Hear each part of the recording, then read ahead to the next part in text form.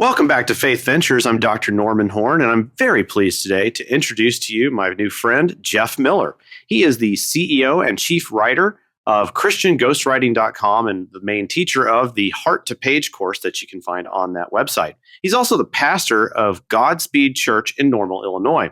And he's a great example of somebody who does excellent work in a variety of different fields and integrating his vocational ministry with what he's doing as a professional person in the free market as well. So I'm very pleased to talk to Jeff today, and we're going to have a great time discussing his career path and where he's been and where he's going as a Christian creative guy. So I'm so happy to welcome you here, Jeff. Thanks for joining me. Thanks for having me. Well, so I've already kind of overviewed some of the various things that you do, but I always like to start off in our show here kind of asking, how did you get to this point? What has your career path been like, and how did you end up now being like you're a ghostwriter? A lot of folks don't even know what that means. We maybe some of us who grew up in the '90s might have seen that PBS show Ghostwriter, but I think that's a little different, right? So why don't you kind of tell us about that and kind of what is this thing you do? Yeah, well, the short version of the career path is I grew up, was raised by musicians. Music was a big part of my life, but I got sick of it after a year of college, and I joined the Air Force, and then went back into it. Got 2 music degrees. Started out as an opera singer, but then I became a Christian while I was finishing grad school and singing kind of in the bush leagues of the opera world. And so not very long after I became a Christian, I felt called to leave opera and plant a church with the group that I was with at the time. I was a bivocational church planter where I was teaching at a university as an adjunct voice professor, and this is back in the early 2000s. And we planted a church and I stayed bivocational until the church was big enough or too big for me to have another job.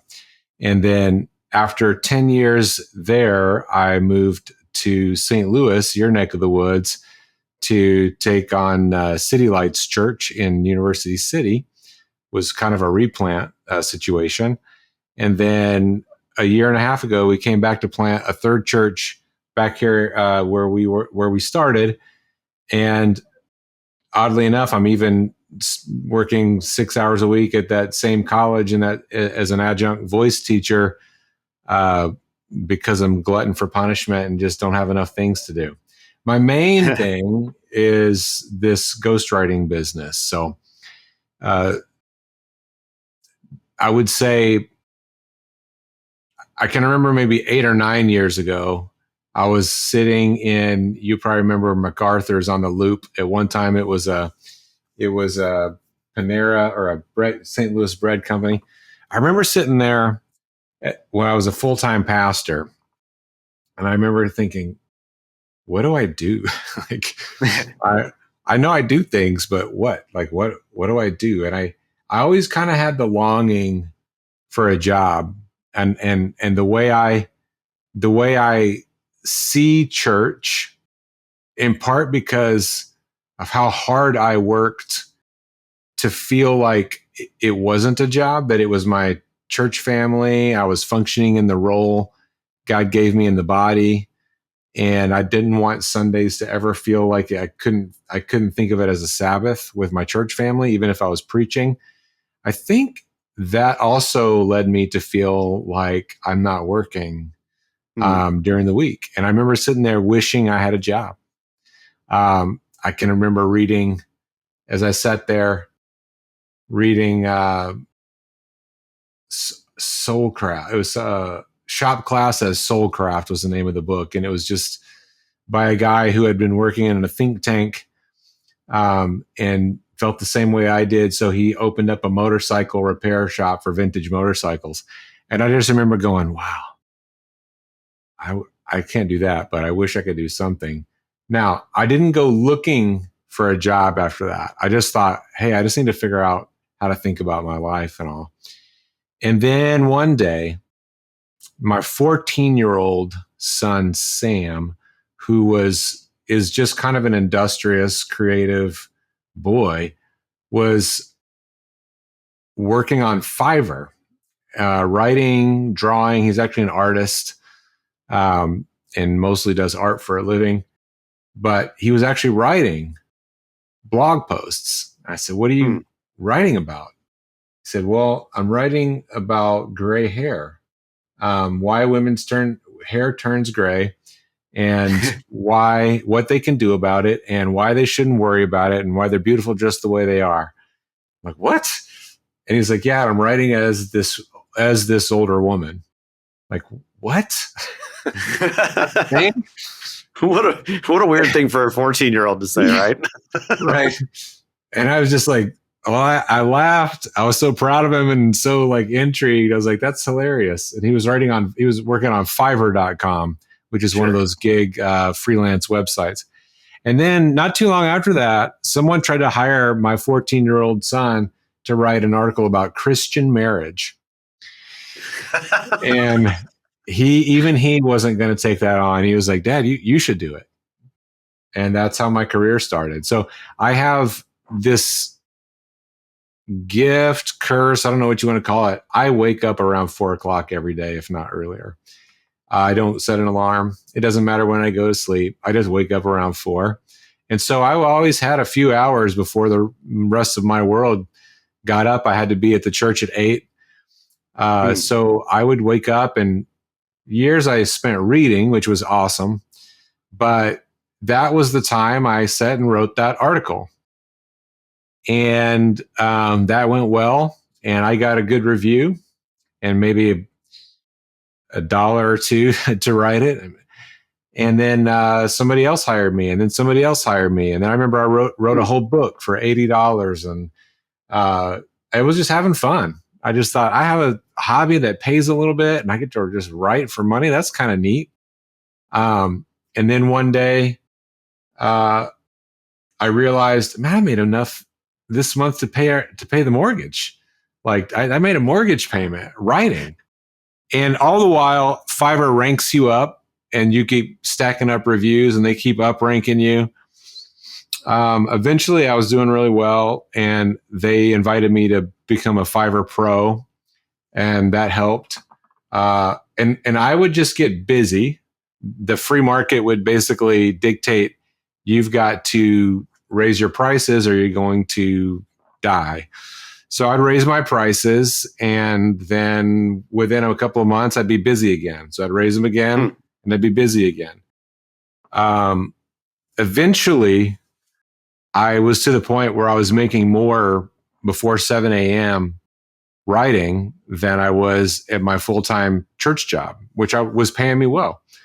The church was. So it was just kind of crazy. I started the LLC, ChristianGhostwriting.com. And then sometime in there, I started to feel like bad about ghostwriting. I at first, it seemed like a good, humble thing to do. Like, okay, I'm working so hard and somebody else gets the credit. Well, it could be more Christian than that. But I also thought, I'm also helping people say they wrote something that they didn't write. And I prayed about that for a long time, sought some counsel, and then decided I'm going to keep the name because that's the way people look for help. But I'm going to start telling people I don't ghostwrite. I only co-write.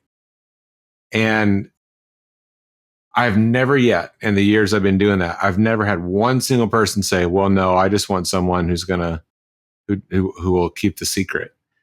Everyone was like, yeah, I felt bad about it anyway. Yeah. So I try to normalize co-writing and ghostwriting, just because why would you be able to write a book if you're not a writer? It's very hard, but you have a message. A lot of people have a message or a reason to have a book.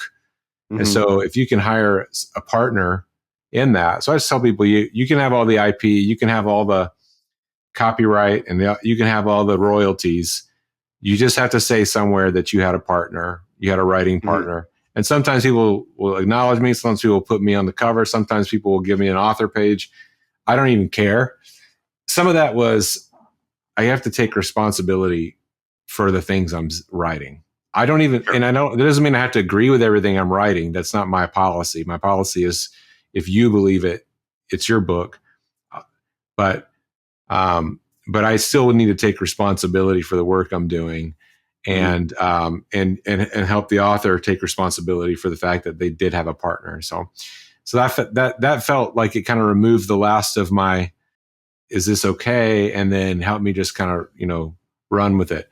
Sooner or later, I had people asking for coaching, and then that turned into the Heart to Page course. And I've got a couple of cohorts of writers that I'm walking through the process with. And that is an absolute blast. I mean, it's got everything you like about a small group, plus a support group, plus a writing feedback group. You get built-in beta readers. The people in those cohorts become best friends, and it's my favorite thing I do.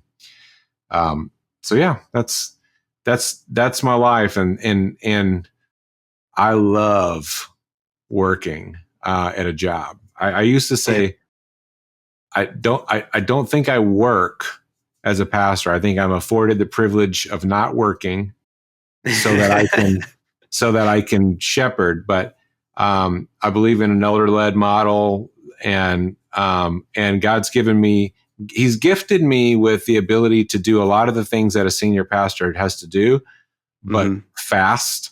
So I don't need 30 hours to preach. This is why I can be a professional ghostwriter, because I can write fast. I can write a lot of books at once. I can write sermons fast. So I don't think everybody's like that necessarily. I just think it's the way I'm wired.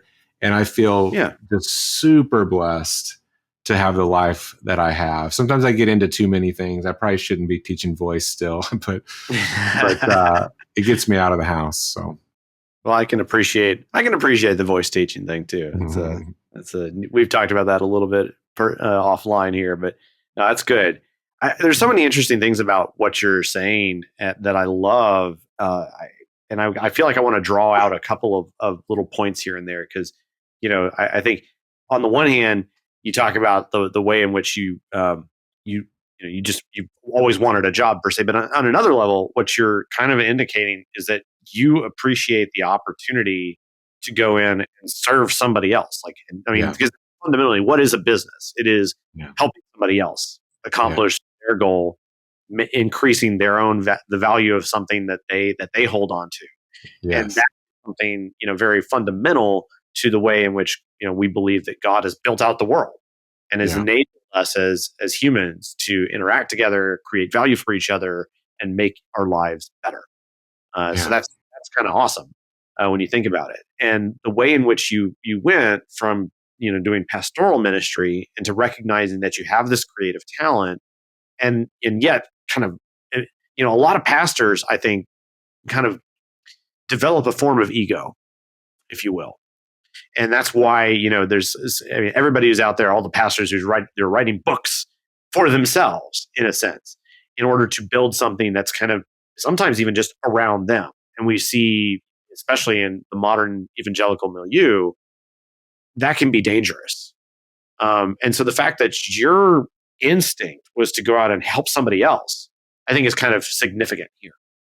And what I'd like to kind of ask along those lines is, to what extent has, or maybe unpack that maybe just a little more, is that kind of the way you felt about it, or were there other aspects to it that kind of made it curious to you? Because I'm interested, because there's something like what we're doing at LCI is very much a content driven organization where we have a message that we're trying to promote, right? And that's part of who we are. But your interaction is a little different, and I think that's very interesting. So what do you kind of think about that? Yeah. You know that show Alone? Have we talked about this before? No, I don't think we have. You know the show Alone? No. What is this? The History Channel has this show called Alone, and they take 10 people and they drop them somewhere very remote and very difficult to survive in, somewhere in the fall.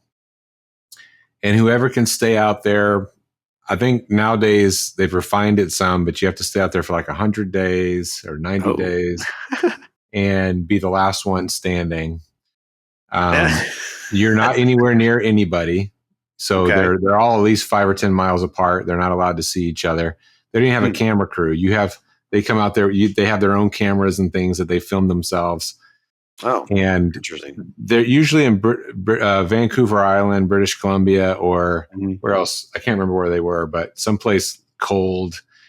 And they have to survive. And whoever survives the longest gets like $1 million. Oh, Such an interesting show because it kind of like strips away everything, and all these people are usually seasoned survivalists. This is like how they like to be. Most of them, this is what they do for a living. So they go out there and they get to take 10 things or 20 things. I think it's 20 things. They pick 20 things to take out there with them, like an axe, some flint and steel, and whatever they need to. So they've got to build a shelter. They've got to find food. They've got to avoid bears and cougars and badgers and what are the wolverines. So I mean, it's like they go right to primitive survival mode. And usually a couple of them are gone in the first week. They get scared or they get hurt or something like that. Then several of them will make it like a month and they'll actually get their shelter built. They'll get their routine down. They'll figure out how to trap and fish. But they'll get lonely. They'll get bored. They just won't want to be out. They'll just, I can't stay. And then they'll tap out. And then it'll get down to like the last 5.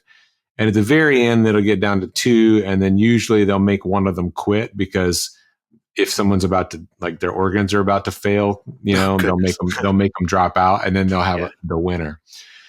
But, and I'm sorry, this is a long explanation, but that shows so much about what it means to be a human. We, as a Christian, I would say the primary purpose of man is to glorify God and enjoy him forever. But there is a penultimate purpose, and that is just living. Yeah. Like every living thing is created to live and thrive. And you see in a show like that, the way men live and thrive is by the use of their mind. And they have to figure it out. Like, how am I going to make the shelter? How am I going to find food? How am I going to make fire? How am I going to avoid these animals? How am I going to sleep? And then how am I going to deal with the loneliness? How am I going to deal with? So you start to see like this hierarchy of needs at play. They met the basics, but now it's like these spiritual needs and these emotional needs and all this stuff. But everything they're doing, the goal is living, and living starts with eating, but it goes so far. It goes to reproducing. It goes to making art. It goes to finding fulfillment. It goes to building community. I mean, all the things you see, all those things, but you see it in just a lone person. And then you take a lone person who's trying to live out their life like that. And I think this is why people go into the woods. I think this is why people go into these situations, because life is so complicated. You forget that all you're really trying to do is live, And so all that's to say, you add one other person to the group, to the mix, and now you've got a trading partner that you can enhance. First of all, now you're not alone. You've got community, you've got relationship, but you've also got a way to add value. Now all of a sudden, the thing you have is worth so much more because they want it more than you do. They want it so much that they'll give you something that you want. And now you can have a loving trade. Now you can trade value for value, or now you can say, I'll build your shelter if you go catch me some fish. You're better at fishing, I'm better at building shelter. Suddenly we can trade. And what people don't understand is no one's getting screwed here. Like both people this is a loving transaction, an honest transaction, and both become richer. It's not that one loses and the other wins. The way God designed those kind of interactions to be think this is why Cain didn't want to get banished out by himself. He's like, okay, you can go to a city. It's like, because it's really hard to be alone, because you get so much more life and value out of interaction and being able to uh, trade value for value. So man, to be able to offer somebody something that they find so valuable. I mean, I had a guy call me this morning and he goes, I've got a budget, but this is so important to me. I will take out a mortgage. Oh, because so many people talk about marketing, like, you've got to, I don't have to market. If somebody needs me, they need me bad. yeah.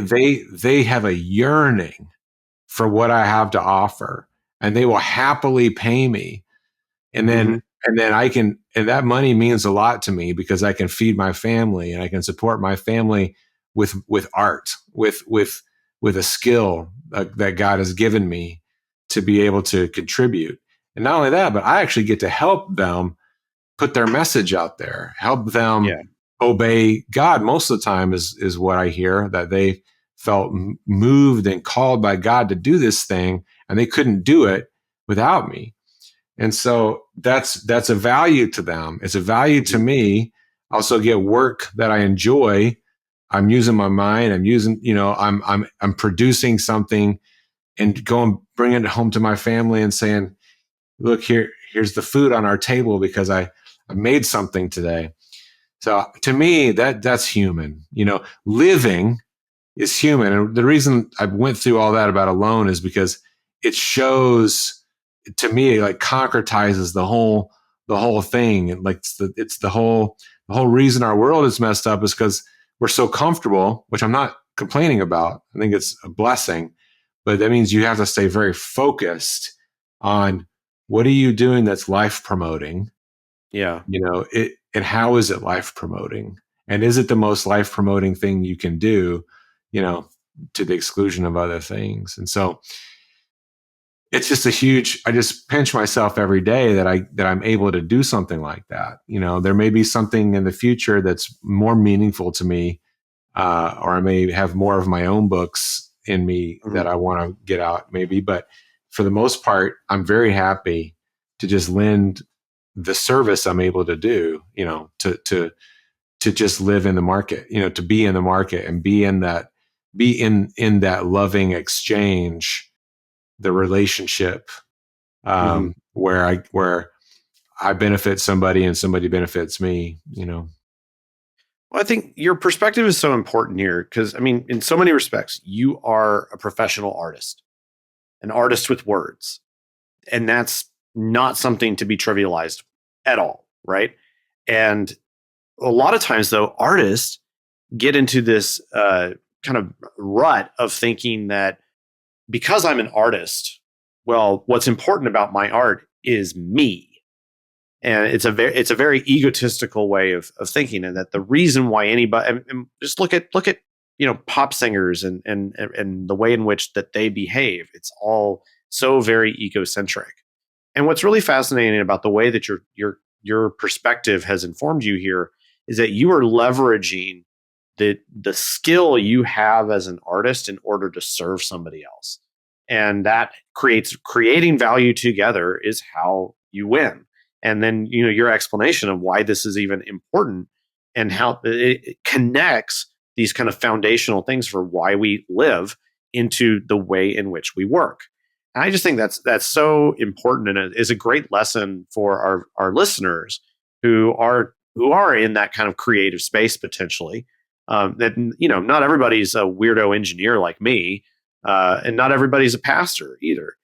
Some folks they're just driven on that creative bent. And there are ways in which to create value for others that doesn't involve just levering your ego in the way that we see a lot of folks in the modern world do. So I think that's really encouraging to hear. And despite the fact that I'm a weirdo engineer, I also would, I love art and I love creation of music and so on. And we've talked about that, of course, before too. I And mean, I really appreciate your perspective in that. So, oh, thank you. Well, kind of, I have to admit that it's not the way that I functioned as an opera singer. It was exactly what you're describing, where it was about me and ego.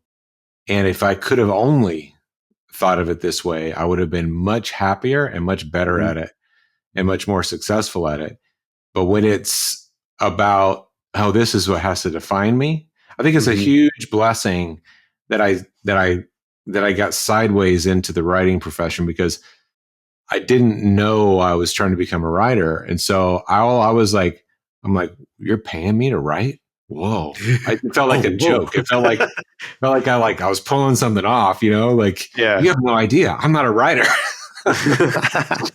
So it just was, it never stopped being just fun. I never had to feel judged by it. I had never had to have it judged. I'd never had to personally feel judged. I only had like, hey, is this worth something to you or not? If it is, Mm. you'll pay for it. And if not, you won't. We'll go our separate ways. So Yeah. it's just a huge blessing, because I would be more prone to the first way if I had Mhm. done it some other way.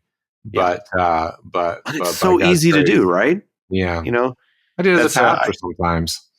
mhm.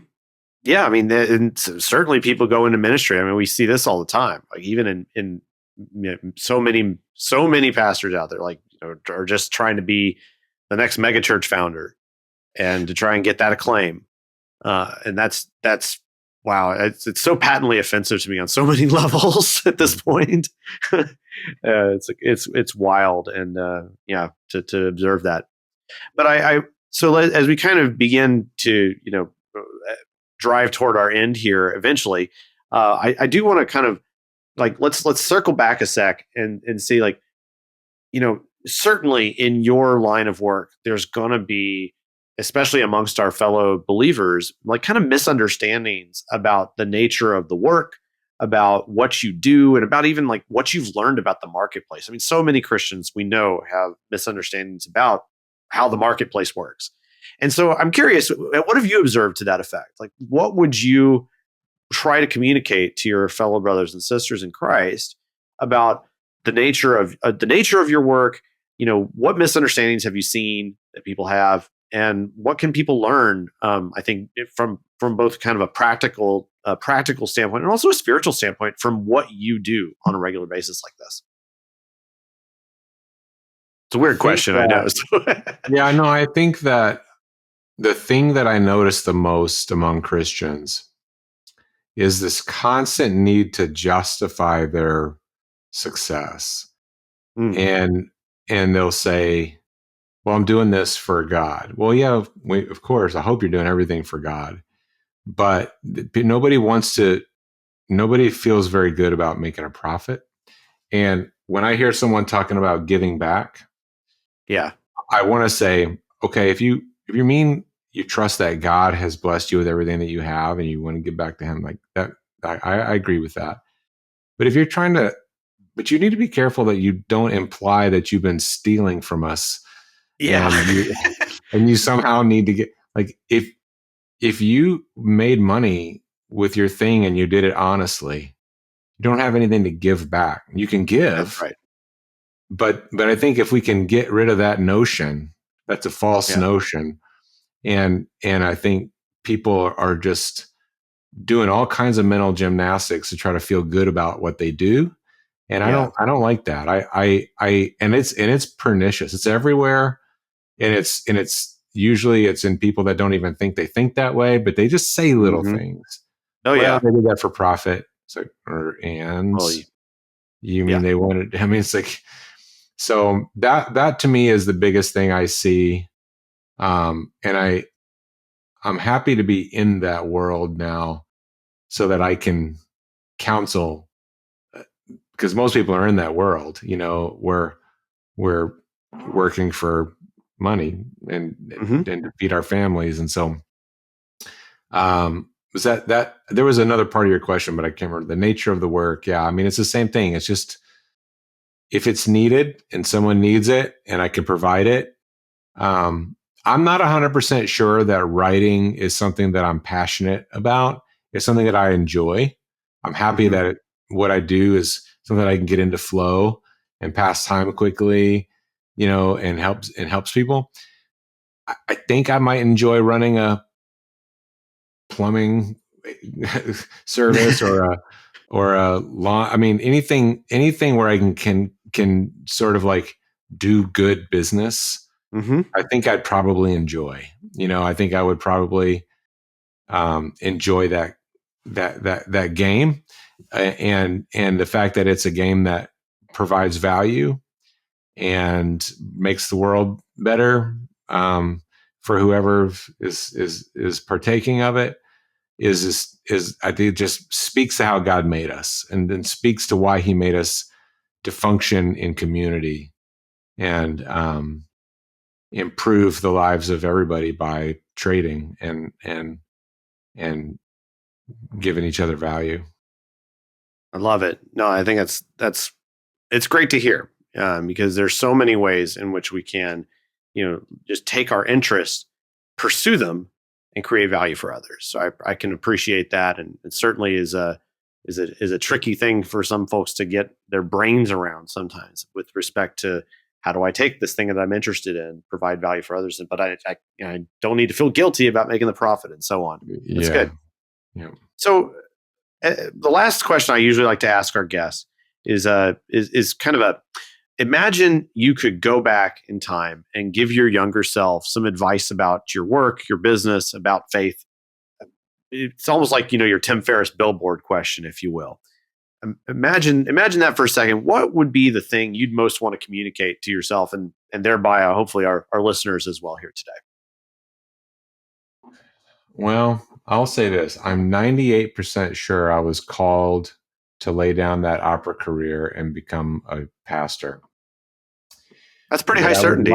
That's good. But I would like to go, well, I thought a lot about it. Yeah. In hindsight. But I would like to go back and tell that guy, it wouldn't be wrong. You can glorify God being an opera singer. You don't have to.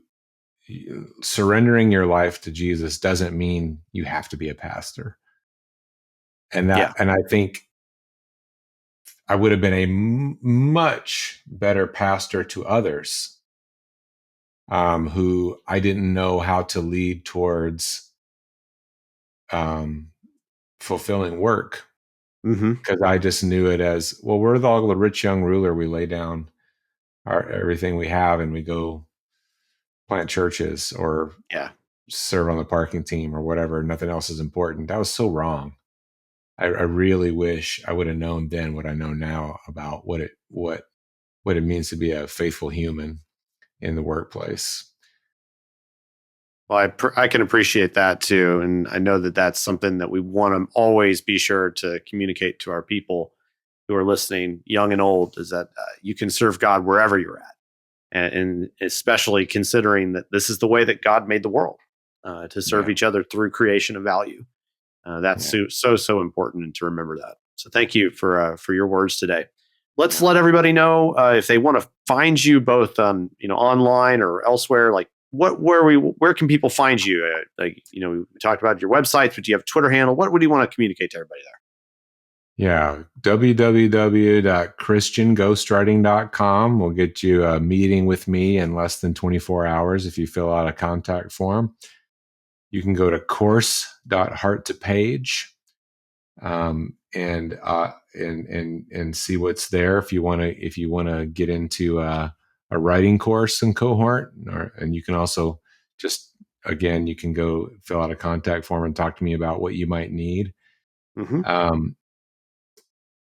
You'll see me around Instagram. I can't remember handle. I'm sorry. I should have. No, that's all right. I should have been ready. We'll share it in the show notes. And I've got some Facebook pages and things like that for those businesses. Godspeed-church.com. You can find me there. I've got a book called Heart to Page, a short book on writing your Christian book. It's on Amazon. If you want it for free, just reach out to me and let me know. I'll just send you a PDF. And finally, I've got a Christian newsletter, a Christian writers newsletter on Substack, and the Christian business person's newsletter on Substack. And you can kind of find all those things if you just look me up. You at some point you'll get solicited for those Excellent. things. So, well, Jeff, yeah. Again, I'm just so thankful to have gotten to know you over the last couple months as we've been kind of dancing around each other, finally getting to this. But it's been so much fun getting to know you and learning about your story.